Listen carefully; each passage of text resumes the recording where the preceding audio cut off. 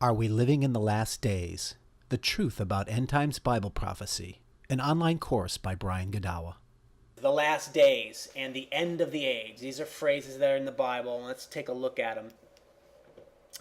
Last days and the end of the age. The argument I'm going to make is that they do not mean the end of the world. Normally when we see those words, the last days and the end of the age, we think it's the end of the world stuff. But my argument is that that's not what it means. It actually means the end of the old covenant. When you see that phrase, last days and the end of the age, it means the end of the old covenant. Now let me show you why I think that way. In Matthew 24, verse 3, Jesus was sitting on the Mount of Olives. Disciples came to him privately. Tell us, they said, when will this happen? And what will be the sign of your coming and of the end of the age? Now the word age there in Greek, Aeon, means era.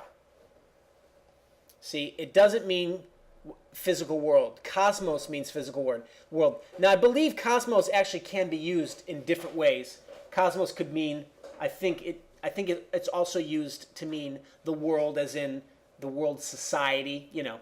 But if they were going to use the end of the physical world, he would have used cosmos.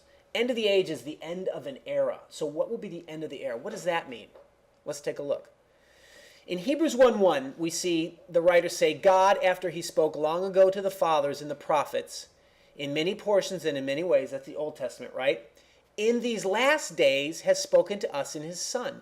Now, the book of Hebrews was written by a Christian, probably, maybe Paul, but it was at least written by a Christian author.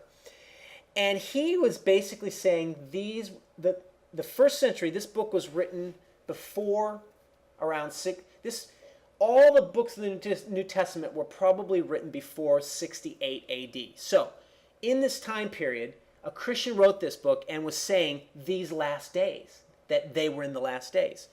And he links the last days to what? Speaking to us in his Son. So whereas God spoke to the prophets in the New Testament, or in the Old Testament through the prophets, now he speaks through his Son in the New Testament, which is the last days. Let's look a little closer. Later on in that same book, the writer says, when God said a new covenant, he has made the first obsolete. But whatever is becoming obsolete and growing old is ready to disappear. So he's talking about the new covenant, and he's saying the old covenant was made obsolete, right? New covenant replaces the old. We all know that. That's basic.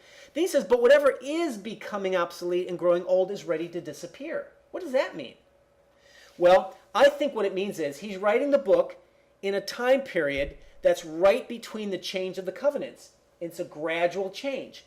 So the old covenant is growing obsolete because the temple's still around, right? The temple is the mark of the Old Testament, the Old Covenant. The Jews are still around, right? And Christianity is just starting up, and Christianity is going to replace the old, but the old is sort of fading out. It didn't stop right away, did it? We read in the New Testament that Paul went to the temple as a Christian, you know, and Christians still went to synagogues in the temple. So there's sort of an overlap time period, and that he's writing within that overlap time period. See? The old covenant is becoming obsolete. The new covenant is coming in. So that's sort of the context of what Hebrews, where he's writing from. In Hebrews 9:26, we see, but now once at the same book, at the consummation of the ages. It's very similar to the phrase that we saw in Josephus, right? He has been manifested to put away sin by the sacrifice of himself. Jesus put away sin at his sacrifice, right? And the author of Hebrews is saying that is the consummation of the ages again. There it is again. So the first coming of Christ and his sacrifice is talked about as being the consummation of the ages. 1 Peter 1:20, Peter wrote, Jesus has appeared in these last times for the sake of you. Now again, he's talking about the first coming of Christ, right? Jesus has appeared, the incarnation, in these last times. Peter also thinks these are the last times in that first century. And in 1 Peter he says, the end of all things is at hand, therefore be of sound judgment. He's saying, look, the end of all things is right at hand. It's nearby. Remember how he said, or remember how we talked about how Jesus said the fig tree is near and it's all happened within one generation? Peter's emphasizing that again. The end of all things, the last time, the consummation of the ages. Hebrews 1:2, it says, God, after he spoke long ago to the fathers and the prophets, in these last days God has spoken to us in his Son. And in 1 Corinthians 10:11, now these things were written for our instruction, upon whom the end of the ages have come. There it is again. Paul is saying the things in the Old Testament were written for our sake in the New, upon whom the end of the ages has come. So he also believes the end of the ages is upon us. When? In the first century. And then in Acts 22:14, Peter is preaching and he says, Men of Judea, after they spoke in tongues, and all who live in Jerusalem, let this be known to you. This, speaking in tongues, this is what was spoken of through the prophet Joel. And here's what Joel said. It shall be in the last days. God says, I will pour forth my spirit upon all mankind. Now, most people read that chapter in Joel, it will be in the last days, and they read all that stuff, and they think that has yet to happen in the future.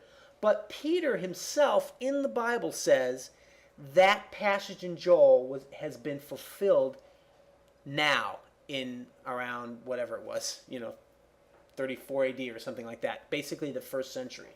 So Peter's proclaiming that last days passages are being fulfilled in the first century as well.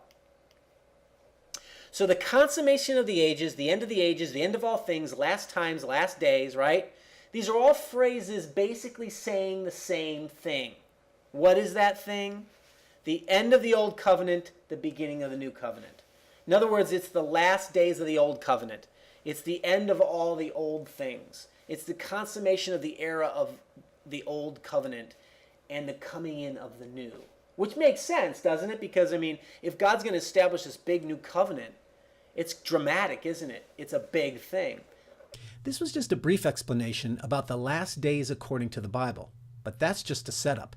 In the online course, I talk about how the end of the Old Covenant is deeply connected to the destruction of the Jerusalem temple in AD 70, something many Bible prophecy pundits tend to ignore. But in the next free video, you'll get another shocking discovery when I talk about the Antichrist.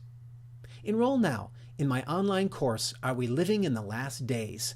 And begin an exciting journey of discovery about the truth of end times Bible prophecy.